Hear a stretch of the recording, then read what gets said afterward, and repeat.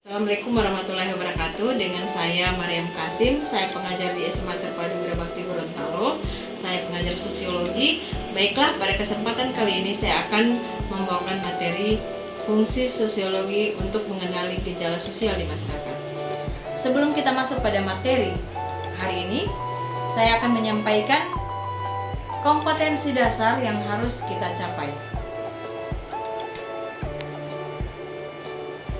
Kompetensi yang pertama, 3.1, memahami pengetahuan dasar sosiologi sebagai ilmu pengetahuan yang berfungsi untuk mengenali gejala sosial di masyarakat. Indikator pencapaian dalam KD pertama ada beberapa indikator, tetapi pada pertemuan kali ini saya hanya mengangkat dua indikator. Yang pertama, mendefinisikan pengertian sosiologi. Yang kedua, mengidentifikasi ciri-ciri sosiologi.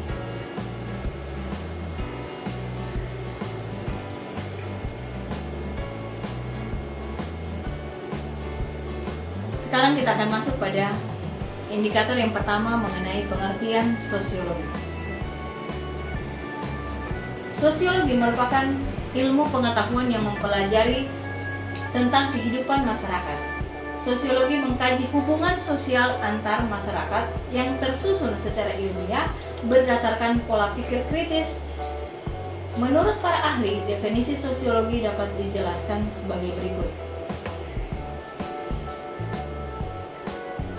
Para ahli yang pertama, Pittering Sorokin, menjelaskan bahwa sosiologi merupakan ilmu pengetahuan yang mempelajari hubungan dan pengaruh timbal balik antar gejala sosial, misalnya gejala ekonomi dan moral, gejala politik dan hukum, serta gejala agama dan moral. Contoh gejala non-sosial adalah kondisi geografis dan biologis. Selanjutnya, para ahli yang berikut adalah Rowcek dan Warren. Menurut Rowcek, bahwa sosiologi adalah merupakan ilmu yang mempelajari hubungan antar manusia dan kelompok-kelompok sosial. Para ahli yang berikut, William Ogburn dan Mayor F. Nickmore. William menjelaskan bahwa sosiologi sebagai proses penelitian ilmiah terhadap interaksi sosial masyarakat yang menghasilkan organisasi sosial. Yang berikut adalah menurut Silo Sumadian. Sosiologi merupakan ilmu yang mempelajari struktur sosial, proses sosial, dan perubahan sosial.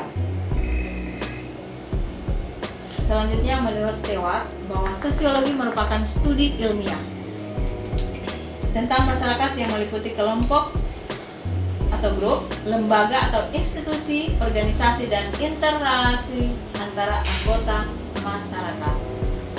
Selanjutnya, menurut Peter, bahwa sosiologi merupakan ilmu yang mempelajari hubungan antara individu dengan individu, individu dengan kelompok, kelompok dengan kelompok.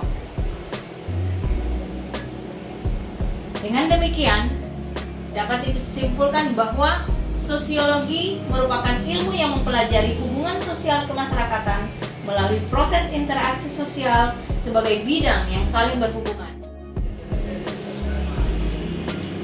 Dengan demikian, dapat disimpulkan bahwa sosiologi merupakan ilmu yang mempelajari hubungan sosial kemasyarakatan melalui proses integrasi sosial di berbagai bidang yang saling berhubungan. Oleh karena itu, sosiologi tidak dapat dikatakan sebagai subdisiplin ilmu di segala bidang kehidupan manusia, tetapi terfokus pada studi tentang kehidupan masyarakat. Nah, sosiologi merupakan ilmu yang mempelajari tentang masyarakat dan lingkungan. Ini adalah indikator yang pertama mengenai definisi sosiologi, baik definisi menurut para ahli dan definisi sosiologi secara umum. Kemudian kita masuk pada indikator yang kedua mengenai ciri-ciri ilmu sosiologi. Nah, ciri ilmu sosiologi terbagi menjadi 4. Yang pertama adalah sosiologi bersifat empiris. Nah, sosiologi bersifat empiris yang berarti bahwa ilmu pengetahuan tersebut didasarkan pada observasi terhadap kenyataan dan akal sehat, serta hasilnya tidak bersifat spekulatif. Jadi ilmu sosiologi disusun berdasarkan fakta yang ada, benar-benar akurat, benar-benar berdasarkan kenyataan yang ada di lapangan. Selanjutnya kita masuk pada sosiologi bersifat non-etis, ciri yang kedua, yakni yang dipersoalkan bukanlah baik buruknya fakta tertentu, akan tetapi tujuannya adalah untuk menjelaskan fakta tersebut secara lebih mendalam. Yang berikut sosiologi sebagai sosiologi bersifat kumulatif, yang berarti bahwa teori-teori sosiologi disusun berdasarkan teori-teori yang sudah ada dengan cara memperbaiki, memperluas, serta memperhalus teori-teori yang lama. Selanjutnya, sosiologi